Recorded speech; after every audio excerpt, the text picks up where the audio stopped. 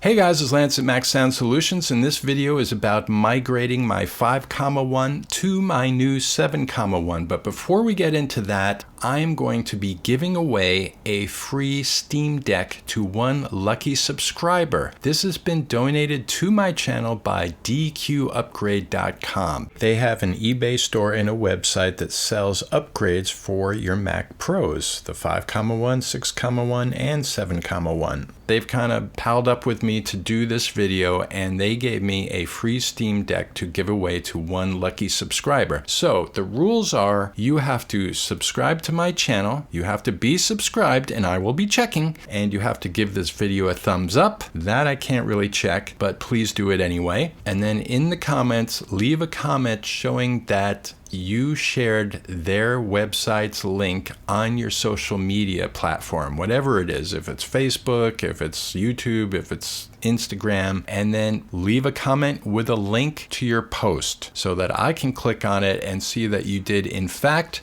post a link to DQ Upgrade on your social. And then also just write a little blurb about the company, that they sell components for upgrading your Mac. If you live outside of the US, you will have to pay for shipping and any duty tax that's involved. If you live inside the US, I will pay for the shipping myself, and I will do 2-day priority. I will announce the winner on my next video, which may take me another week or so to do. So within that time, I will pick the lucky winner, and then we will be sending out the free Steam Deck. And here are the specs of the Steam Deck.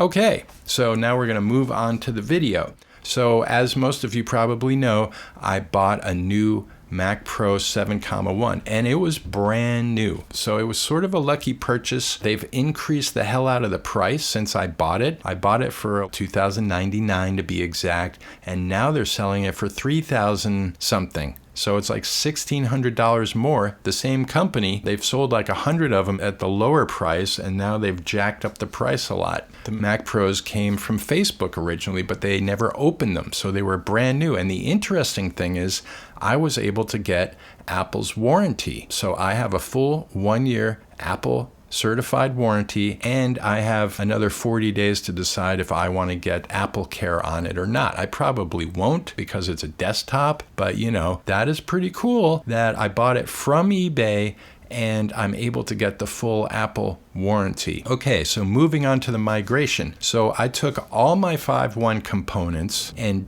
just moved them right into the 7.1, and everything worked great. It was so smooth, and that's one of the reasons I didn't buy like an M2 Studio, because I would probably have to spend days reinstalling my stuff, figuring out what was compatible with Apple Silicon and what wasn't, you know, all my audio plugins, things of that nature. So because it's an Intel-based Mac, it was just very simple. And now I have 96 gigs of RAM, I have a 2 terabyte internal storage, and I removed the MPX module, the W5500X, and I put in my RX 6800 XT. And as you can see, the 6800 XT barely fits in the Mac Pro 7,1. You cannot go over 305 millimeters in length. That went off without a hitch. I put in my McFiver, which has all my data on it. It was originally my boot drive in my Mac Pro 5,1, which I was using OpenCore, and I was just able to migrate all my data onto the internal 2 terabyte. I had a 2 terabyte, so it was a perfect match. I had a 2 terabyte NVMe on the McFiver with my system on it, my data. So I was able to use Apple's migration tool and just migrate all my data onto the new computer, and that went off without a hitch. And I moved all my SATA drives, at least 3 of them. I couldn't move 4 of them because the SATA drive bay holder I got, the SoNNeT Fusion Flex J3i, holds 3 SATA drives. So I put 2 spinners in there and an SSD. So what's cool is I was able to put my Windows 11 drive in the bottom SATA bay here and connect it to the USB 3.0 port on the logic board, and bingo, I was able to boot into Windows. It worked just like it did in my 5,1 with OpenCore, but now I don't need OpenCore. There's no boot camp, it's a UEFI install, so to boot into Windows I just have to hold down the Option key when I my boot and then select the EFI, and it boots into Windows. And then when I'm done, I just hit restart in Windows and it automatically will boot back into Mac OS because that's the OS I have selected in the Mac system preferences. And one important note is you have to boot into recovery mode and set the security settings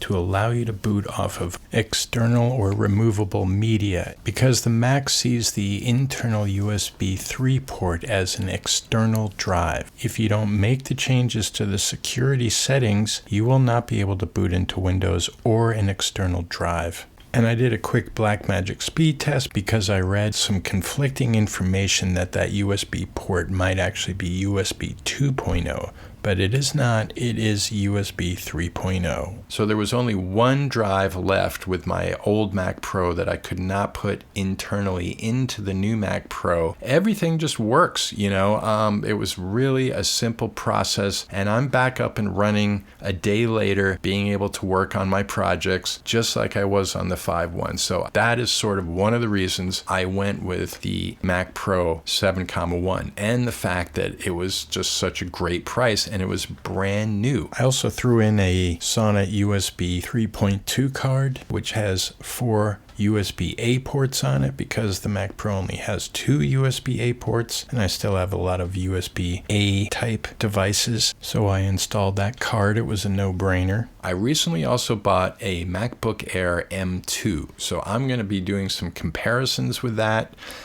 You know, there's already a lot of comparison videos, but I'm going to be doing it more for the workflow that I do and see how it compares. And maybe I'll use that for my Final Cut Pro editing because I can use the latest version and run Sonoma on it.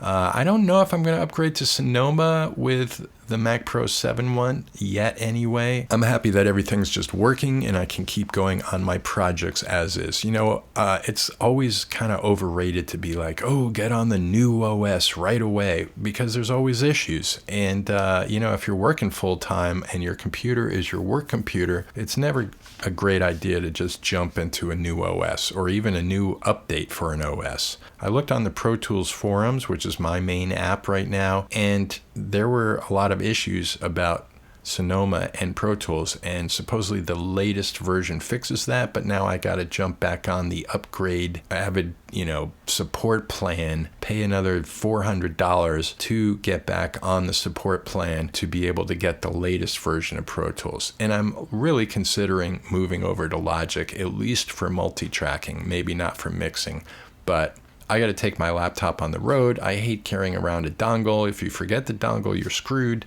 Anyway, all right, thanks for watching. Please give me the thumbs up. I know you will, because you want to win that Steam Deck. And make sure you're subscribed to the channel. Share that link on your social, and I will pick one lucky winner and be shipping out that Steam Deck really soon. And I'll announce who the winner is in my next video. So stay tuned, subscribe, and thanks to dqupgrade for giving us this opportunity. And I'll see you on the next Mac Sound Solutions video.